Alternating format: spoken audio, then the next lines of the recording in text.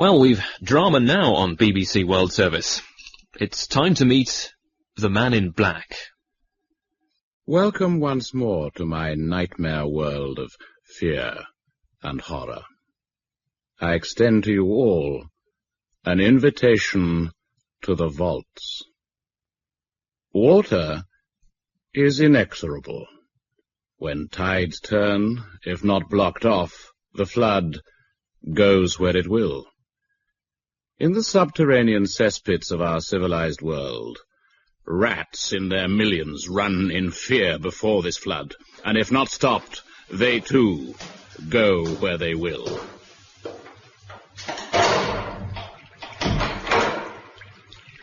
So it is in the dank vaults beneath the Palazzo Tortini in southern Italy. From the days of the Borgias and Medicis to the present, the tides flood in twice a day, and ahead of it, the rats, seeking sanctuary in this, their underground hideaway. At the center of the vault, a high pillar disappears into the gloom above. At the base of the pillar, a shackle, and attached to that shackle, a short, strong chain. Time alone will reveal its purpose. In the gardens of the palace above, Madame Freitas, the widow of one of Italy's greatest authors, takes tea with her good friend and constant companion, Dr. Manzanares. The prerogative of the modern woman would appear to be to amuse and bemuse in equal proportions, and as ever, madam, you succeed admirably in both. Oh, do enlarge upon the thought, good doctor. The idea that anything could bemuse an author of your infinite wisdom I find distinctly hard to credit. I recall you saying some weeks back that a man had written to you asking if any of your husband's papers were free for publication. That is true. You told me at the time all 13 volumes of the as yet unpublished work were already promised to major publishing houses. Equally true. And now you tell me this unnamed gentleman is shortly to arrive and curtail our afternoon tea. Unfortunately, also true. The name of the gentleman in question is one Albano Pisar. And the reason you decided to see him, in spite of your first reservations? He is a very special case. A very special case indeed. It was he who, as a publisher's reader in Rome, saw the worth of the first short stories my dear departed husband wrote. Ah, the stories, if I remember correctly, which were difficult to place? Difficult? Impossible. They'd already been turned down by every major publishing house in the country, including the one for whom this Albano Pisar worked at that time. So how did they come to be published? He, Pisar, had such belief in their worth. He left the firm and somehow managed to buy a small share in a minor but respected publishing house in Paris. He then convinced the house to publish the stories. So, he is a successful publisher? Not anymore. The publishing house with which he was connected finally overstretched itself and failed. He disappeared from the scene for some time. His letter was the first I had heard of him for many years. Hence my interest. So, pray, madam, how does he now earn an honest crust? He says he is an author's agent. An agent? Did I hear you correctly? I am to have my tea curtailed by an agent. How could I ever set an honest crust? No agent has ever earned an honest crust. Starving. Not a bite to eat on the train for love nor money. If I'd had money, the poor travel crushed together like rats. And I, who was meant for greater things, am constantly forced by circumstance to join them in their jowl-to-jowl misery, imitating that species of vermin I most abhor. I mustn't think about them. Not the rats. No. Think of Madame Freitas. She will surely reward me for my help in getting her husband's career underway. If it wasn't for me, Freitas would have lived and died a non-entity. Madame must realize she owes me much. She must. A beautiful car. That's how I should be travelling. A limousine with a chauffeur at the wheel. For the moment, no chance, but soon, with luck. The chauffeur's looking straight at me. This car is for me. Already the dream starts to come true. You had a good journey, I trust? Delightful. I was tempted to have my chauffeur drive me, but the roads, I know, can be a little bumpy this far south. I do find, being honest, that first-class travel gives one ample time to contemplate the landscape in comfort. The journey over in a trice. The only tragedy is the lack of an acceptable restaurant cars these days. The pastry is enough, or would you... No, this is wonderful. Thank you. Plenty. You know, you've changed a great deal over the years. I remember you quite clearly as a thin young man. And now what you see is a fat old one. No, that was not in my mind. Your face has, if you will excuse me, hardened a little over the years. It has been a somewhat hard life, madam. Of course, my recent success makes life a little easier, but there were difficult days. Why didn't you contact my husband, then? Oh, I did, madam. I telephoned frequently, but my calls were never returned. In the end, Do you know why? Maybe sometimes there are areas of our lives that we do not wish to reopen. I presume that was the case with your husband, and naturally I respected that right. Hopefully, what little I have to offer may go some way to making up for any slight you may have felt. There is still some of his work unspoken for? As I explained in my letter, the books are already tied up with publishing houses. Indeed, but I was wondering about his correspondence. Is that also spoken Yes, I'm afraid so. Oh. With the proviso that it is not to be published until after my own death. Really? May I ask why? There are certain sensitive areas that I would rather not have revealed during my lifetime, but it is a matter I would not care to discuss further. But of course. My apologies for introducing the subject. That is all right, monsieur. You weren't to know. So, while the bulk of his work is spoken for, I can only presume, as you were kind enough to suggest, I journey from Paris, and that you allow me to take up your valuable time like this, that there will be something to make my journey worthwhile. This leather folder contains all that I am free to let you have. It's locked. Ah, yes. The key.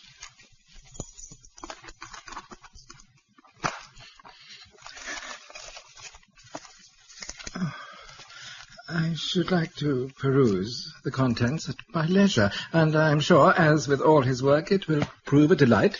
And what would be your intention if you found the material was of use? I have in mind a slim volume, exquisitely bound, printed on the best possible paper, with introductory notes and addenda by myself. A very fine and expensive limited edition, in fact. I believe there must be a market for such a collector's item.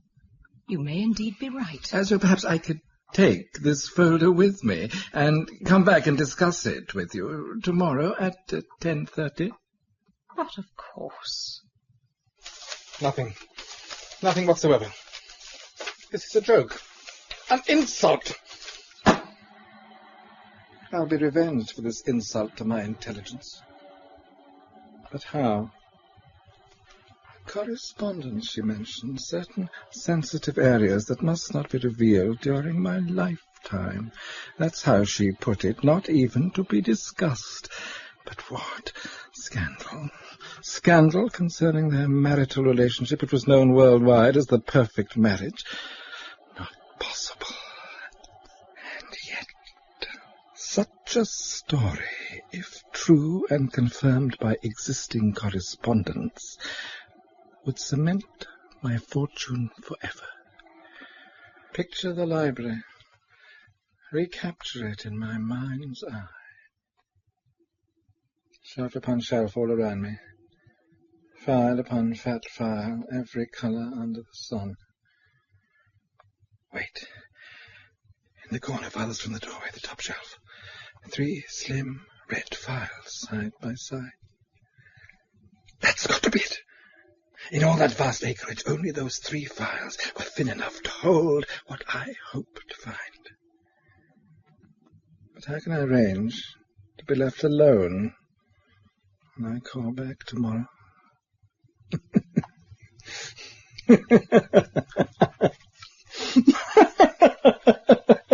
But of course, brilliant. Absolutely brilliant. And of course, course, we come to the world rights, madam. It is quite amazing how in some countries, when a particular volume catches the reading public's imagination, it can then take off in a totally unexpected fashion. I quite understand your need to inform me fully, and I admire your enthusiasm for the work in question, but we have been discussing the fine detail for over an hour and a half now. Excuse me. Yes, Giselle?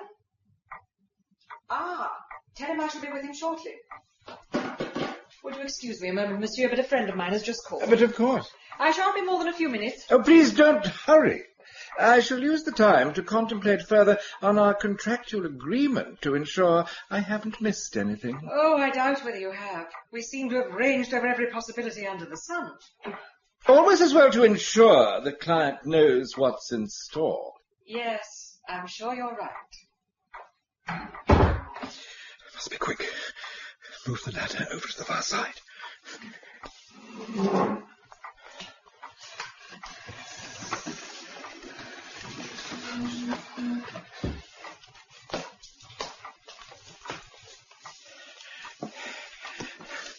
No, that's not it.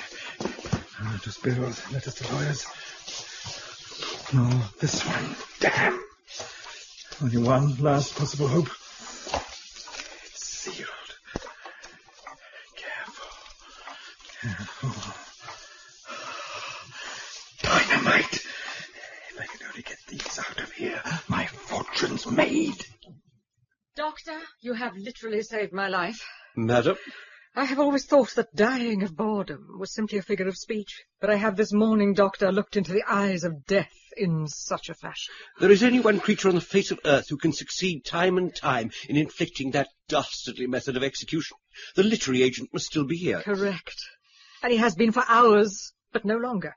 I shall now use your arrival as an excuse to ask him to depart. Come. Feel free, madam. To we writers, the departure of an agent is a gift to the whole of humanity. Now, a little to the left. Yes. Good.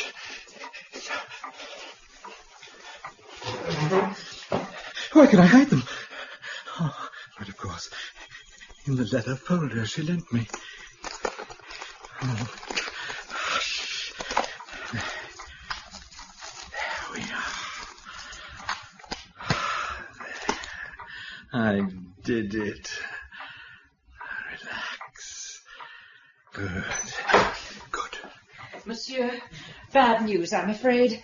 My friend has urgent business, and I must sadly bring our meeting to a close. Of course, for my part, I have good news for you. I thought the project through very carefully, and there are no more points to be discussed. So, with your permission...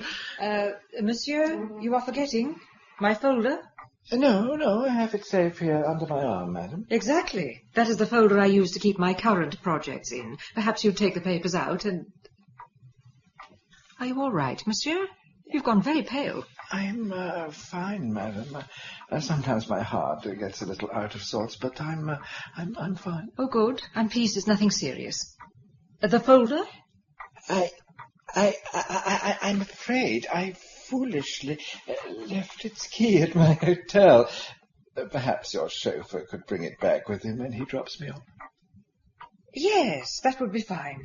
Good day, monsieur. A good day, madam. After cheating me out of the royalties on my last book, my agent came to my home as if nothing untoward had happened, walked in and greeted me as if I was a long-lost friend. And what did you say in the face of such barefaced insolence? At such times, actions speak louder than words. I simply threw him out of the window into the canal below. Who on earth is... I'm sorry to bother you. I think you should come at once. Why, what is it, Giselle? Some of the files in the library have been disturbed. Which? The red ones. What exactly are you afraid has gone missing? A moment, Doctor. The last file will confirm or deny my worst fears. Madam, the seal is broken. Bring it down. Madam. Empty. Everything gone. Gone. You must tell me what has happened. Giselle? Madam? You may tell him. Soon the whole world will know. Excuse me. I must go. Madam, are you? Giselle, Yes, sir. what was in this file? Letters. A series of letters of the frankest kind between Monsieur Freitas and a certain lady of the town. But that is impossible. His reputation, he was a man of absolute honour. Their marriage was renowned worldwide. It is inconceivable. It was many years ago, but I'm afraid it's true. And Madame kept them? As his archivist, she had no choice, even though it grieved her. They were part of his life, so had to be kept safe for posterity. But they were not to be published till after her death. I fear that now... This will destroy her. Make her a laughing-stock. It can only be Monsieur Pizarre. You must get them back. I will go to his hotel at once. Tell Madame I will not come away empty-handed.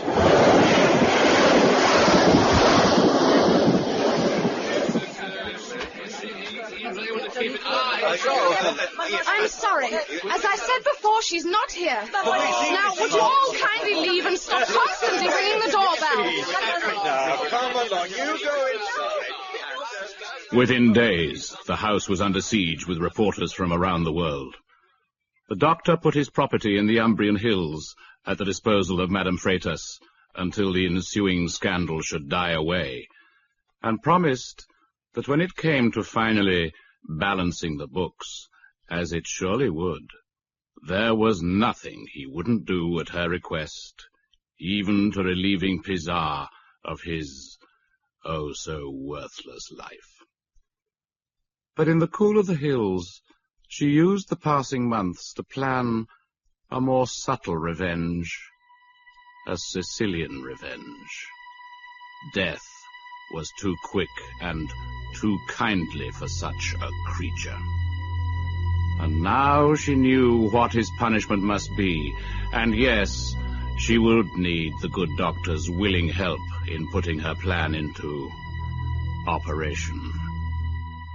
The Correspondence was the publishing coup of the decade. The appearances that Pizarre made on television ensured that within weeks he was famous, within months he was rich. Finally, Madame decided the time was ripe, and the bait was proffered.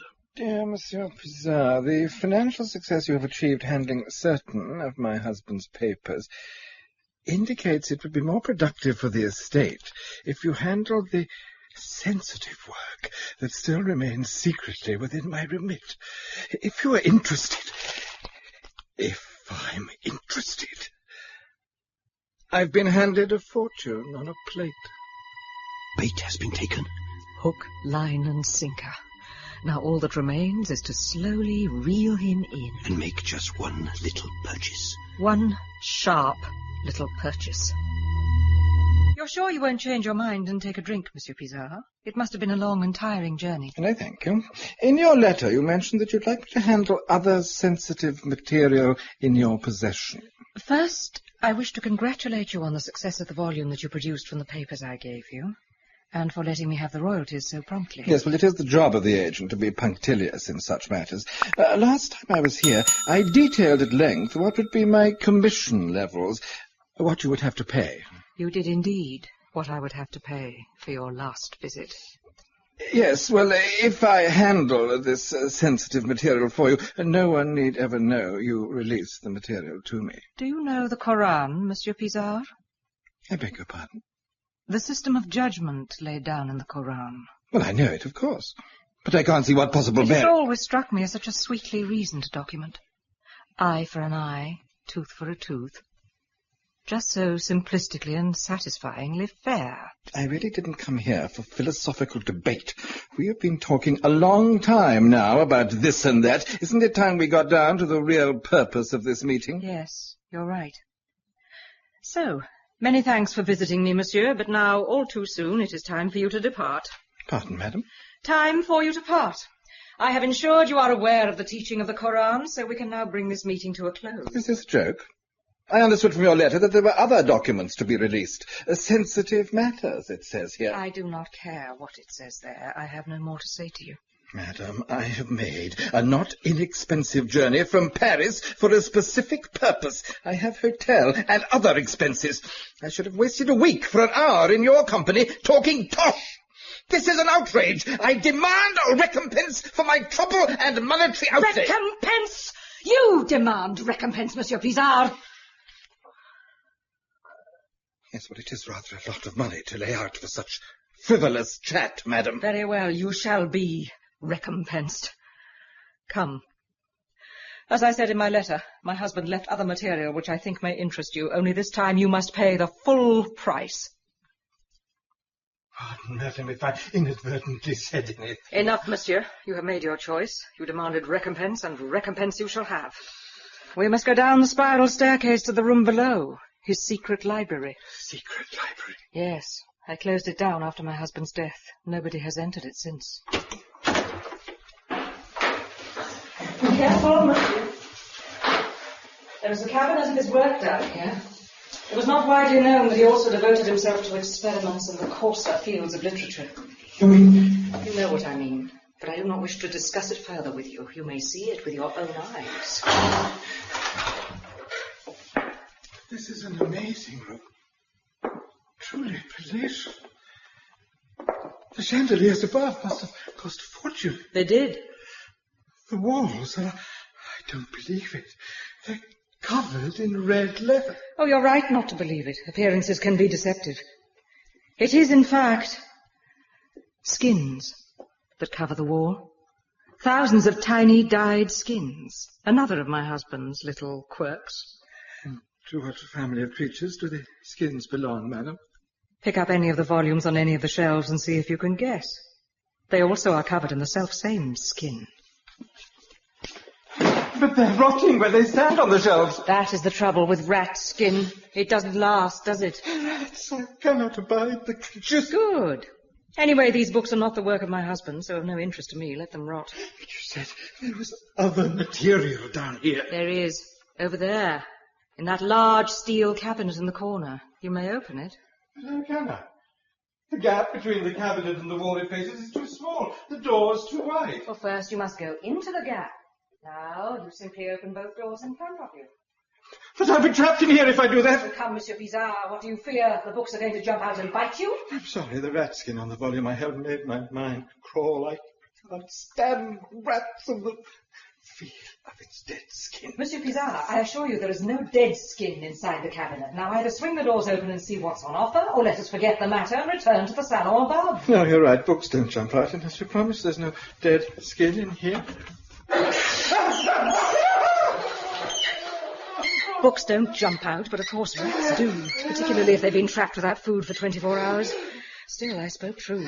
No dead skin. The skin that covers them is very much alive. You saw everything, Doctor? I did indeed, madam. And? As I predicted, I think the man's disposition is such that, unable to physically escape, he will shortly escape by fainting. Ah, his timing is impeccable. Get him below, shall we? Yes, time to be putting him to the final test. You have the meat, Cleaver? It's already in place. Good. Recompense? You shall have recompense enough, Albano Pizarre. Save your strength, my friend. We have much to do. The tide in the vault below will soon be on the turn. Open the hatch. We'll get him down. Hold his arm while I place the manacle on his wrist. The chain and its shackle at the bottom of the pillar are strong enough? So the blacksmith tells me, yes. Ah, good. The tide is turning. The flood will soon begin. Perfect. How long before he comes round? Where am I? Where have you taken me? You are in the vaults beneath the Palazzo Tortini. The tide has turned and is in the process of flooding in. But at your feet you do now have a weapon with which to defend yourself. Cleaver? Against the tide? No. Against the rats that the tide drives in. No, see? No more rats, please. You know, I can't stand them. Not a pretty sight, are they? Evil red eyes all aglint in the dark, bodies coated with sewer slime, and in their hundreds they will come, Monsieur Pizarre. Oh, I was so pleased to discover you don't like them. Please! They will hold back at the water's edge for as long as they can because of your human presence, but finally they will have no choice but to move forward or drown. So they will move forward. As you can no doubt see, the construction of these vaults will drive the rats past the pillar to which you are chained. They will be attracted by the fresh blood on your face, and will surely attack you if they sense fear. So do be brave, Monsieur Pizarre. Be brave. Remarkably bold, too, these sewer rats, Yes. and sensible. They go for the eyes and the throat, as you discovered upstairs. But you may defend yourself with the cleaver, and you have a first-rate chance of surviving their attack. Come, Dr. Manzanares. Time to go back to the salon. My guests are expected shortly. I was forgetting. Is it the money if I returned it? Too late. The rats are beginning to move forward, monsieur. But you have a choice. You're being generous. You gave Madame no choice, but simply went ahead and ruined her life. I'm sorry. My career was at an end if I didn't get money. I'm sorry. Much too late for sorrow. Much, much too late. So, you could be eaten by the rats, but with the cleaver, we have guarded against that. You have ample defense in your hands. Though, of course, if you escape the rats, another problem faces you. Another? The rats will finally congregate on that high ledge to escape the rising tide. You, I'm afraid, cannot join them there, for the chain will prevent you reaching the steps. So you could drown. Unless... Unless? You have a choice. What choice? What choice do I have? Remember the Koran, Monsieur Pizarre. Simply remember the Koran. And think of the prescribed punishment for the thief. And if you think the punishment is just in your case, you can be both judge, jury, and he who executes the sentence. That is what the nice, sharp meat cleaver is really for. What is the sentence? Think about it. It will come to you. As the water laps your mouth and you contemplate death by drowning, I'm sure it will come to you. Madame Freitas and Dr. Manzanares greeted the guests that evening with no outward show of any knowledge as to the drama being played out below. Water, as I said, is inexorable, and tides will have their way. It was a night to be remembered. People poured into the palazzo as rats in ever greater numbers poured into the vaults below, smelt blood, attacked, and were killed in their hundreds. But water also poured, and finally rose to drowning depth. I won't do it. I won't do it, do you hear? What other choice is there? What other choice? They were right. There is no other way.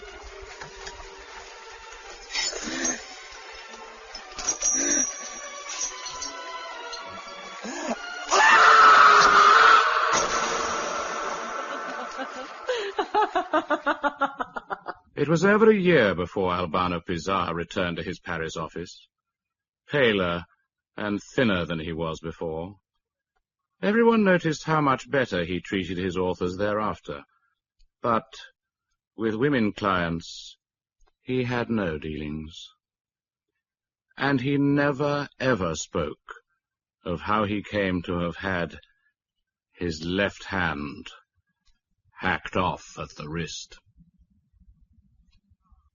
The cast in that chilling tale of revenge was Madame Freitas, Sarah Bedell, Albano Pizarre, Roger Hammond, Dr. Manzanares, Ian Lindsay, and the secretary, Emma Gregory. Invitation to the Vaults was adapted for radio by Wally K. Daly from a short story by Basil Copper. The director was Martin Jenkins. I am Edward de Souza, the Man in Black.